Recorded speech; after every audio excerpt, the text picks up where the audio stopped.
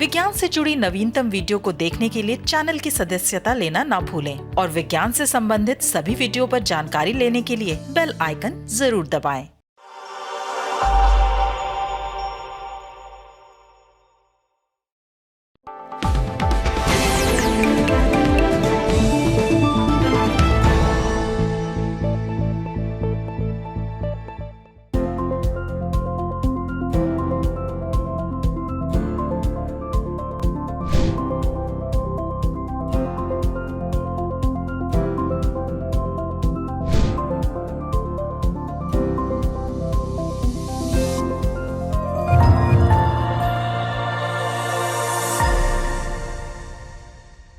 नमस्कार, वैज्ञानिक चेतना से लैस अनुसंधानिका में आपका स्वागत है। मैं हूं अंजलि चौहान और अनुसंधानिका के इस अंक में देखिए, लगातार बढ़ रहा है जूनाटिक रोगों यानी पशुओं से इंसानों में फैलने वाली बीमारियों का खतरा।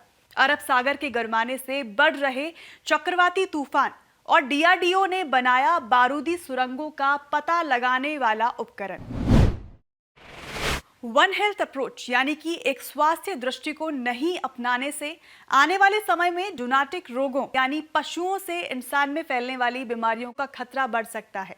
एक शोध रिपोर्ट के अनुसार इस प्रकार की बीमारियों से 2050 के बाद हर साल दुनिया में 1 करोड़ मौतें हो सकती हैं और ये संख्या कैंसर एवं सड़क हादसों से होने वाली कुल मौतों से कहीं ज्यादा है।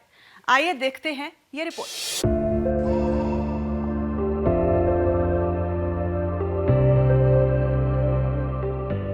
Indian journal of medical research में प्रकाशित एक शोध रिपोर्ट के अनुसार पिछले 2 दशकों से जूनाटिक बीमारियों का प्रकोप लगातार बढ़ रहा है।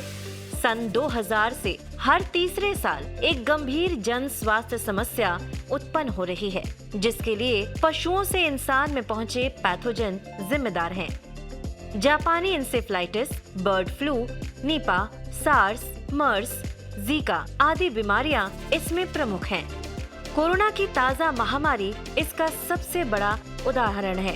बता दें कि पिछले 80 सालों के दौरान 340 पैथोजन पशुओं से इंसान में पहुंचे हैं। इंसानों में 75% संक्रामक पैथोजन पशुओं से ही किसी न किसी प्रकार पहुंचते हैं। इसमें वायरस एवं बैक्टीरिया भी शामिल हैं। रिपोर्ट में कहा गया है कि इस समय 8.5 लाख वायरस एवं पैथोजन सक्रिय होने का अनुमान है, जिनमें करीब 20,000 विभिन्न किस्म के कोरोना वायरस हैं। इनमें से कई वायरस पशुओं के जरिए इंसानों में आ सकते हैं। इसका खतरा पहले की तुलना में बढ़ रहा है। इसके कई कारण हैं। जलवायु में बदलाव, बिगड़ते पर्यावरण के अलावा पशुओं में एंटीबायोटिक दवाओं के ज्यादा इस्तेमाल से एंटी माइक्रोबियल रेजिस्टेंस यानी AMR उत्पन्न हो रहा है, जो किसी वायरस या पैथोजन के स्ट्रेन में म्यूटेशन का कारण बन सकता है। इससे नए बग और पैथोजन भी उत्पन्न हो सकते हैं। शोध में कहा गया है कि आवासीय इलाकों और पशुओं के रहने की जगहों के बीच स्वच्छता की कमी से ऐसे संक्रमणों का पशुओं से इंसानों में फैलाव बढ़ रहा है। शोध में कहा गया है कि इस खतरे से निपटने के लिए एक स्वास्थ्य दृष्टिकोण अपनाना होगा। इसमें इंसान के स्वास्थ्य के साथ साथ पशुओं के स्वास्थ्य की भी सुरक्षा सुनिश्चित करनी होगी तथा इस दिशा में पशु चिकित्सा विज्ञानियों एवं मानव चिकित्सा विज्ञानियों को मिलकर शोध करने होंगे। इससे विभिन्न प्रकार के पैथोजन के संभावित हमलों से पशुओं एवं इंसान को एक साथ बचाने की रणनीति पर कार्य किया जा सकेगा। बता दें कि केंद्र सरकार ने कोरोना महामारी के आलोक में वन हेल्थ इंस्टीट्यूट बनाने और इस दिशा में शोध करने का फैसला किया है। इस मुद्दे पर ICMR ने अन्य संस्थानों के साथ मिलकर एक टास्क फोर्स भी बनाई है और इस दिशा में आरंभिक विमर्श की प्रक्रिया शुरू हुई है। चक्रवाती तूफान ताउते के बाद यास तूफान को लेकर जलवायु वैज्ञानिकों ने चिंता जाहिर की है। उनका ये कहना है कि इस प्रकार के तूफानों का जल्दी आना जलवायु खतरों का एक प्रतीक है। इसीलिए इन खतरों से निपटने के लिए विश्व को एकजुट होकर प्रयास तेज करने होंगे। अरब सागर में असामान्य गर्मी इसकी एक प्रमुख वजह मानी जा रही है। आइए देखते हैं ये रिपोर्ट।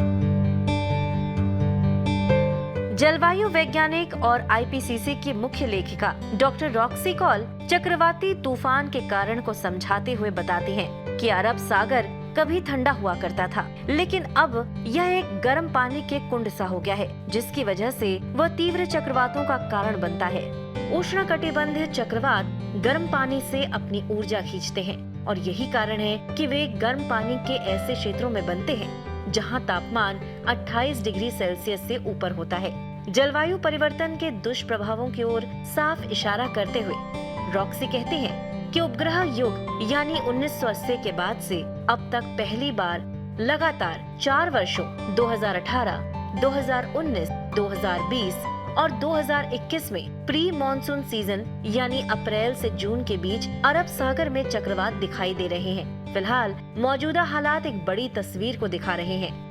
उष्णकटिबंधीय महासागरों के किसी भी अन्य क्षेत्र की तुलना में पश्चिमी उष्णकटिबंधीय हिंद महासागर एक सदी से भी अधिक समय से तेजी से गर्म हो रहा है और वैश्विक औसत समुद्री सतह के तापमान SST में समग्र प्रवृत्ति में सबसे बड़ा योगदानकर्ता बन गया है।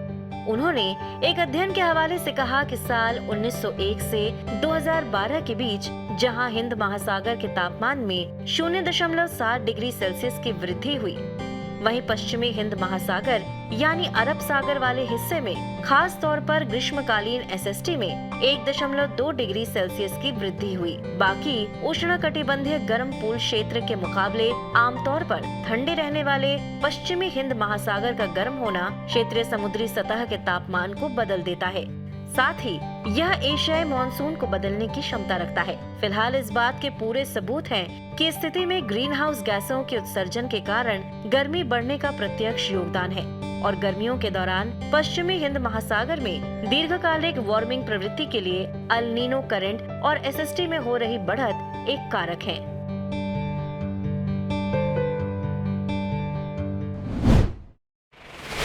अक्सर नक्सली या फिर आतंकवादी रास्तों में बारूदी सुरंग बिछा देते हैं और कई बार आवश्यक उपकरणों की कमी के चलते हमारे जवान जब उस रास्ते से होकर गुजरते हैं तो बारूदी सुरंगों के विस्फोट में मारे जाते हैं। रक्षा अनुसंधान एवं विकास संगठन यानी कि DRDO ने इस प्रकार की घटनाओं की रोकथाम के लिए एक मैकेनिकल उपकरण विकसित किया है, जिसे जल्द ही बाजार में लाने की तैयारी शुरू की जा रही है। आइए देखते हैं ये रिपोर्ट।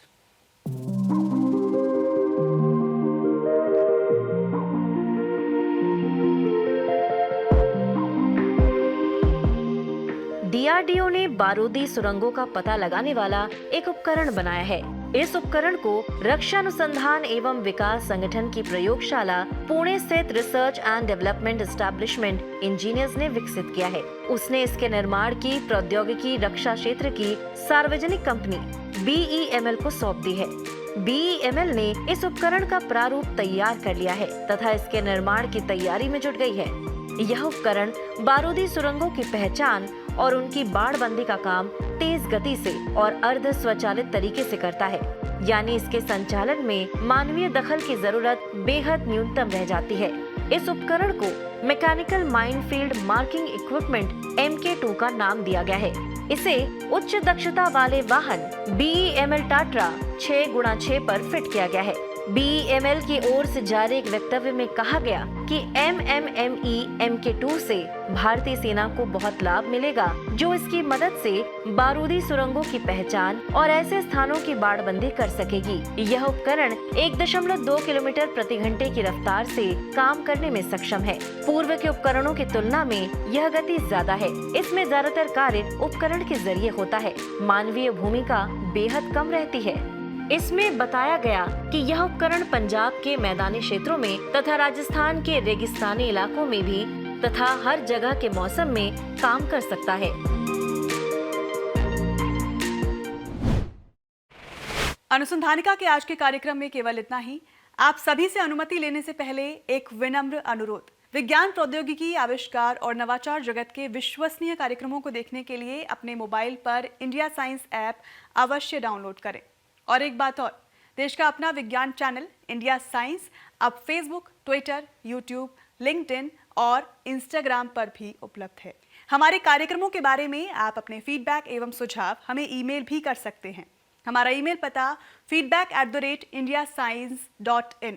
अगले सप्ताह एक बार फिर हम आपके सामने हाजिर होंगे अनुसंधानिका के एक रोचक और नए अंक के साथ। तब तक के लिए अपना बहुत ख्याल रखें। नमस्कार।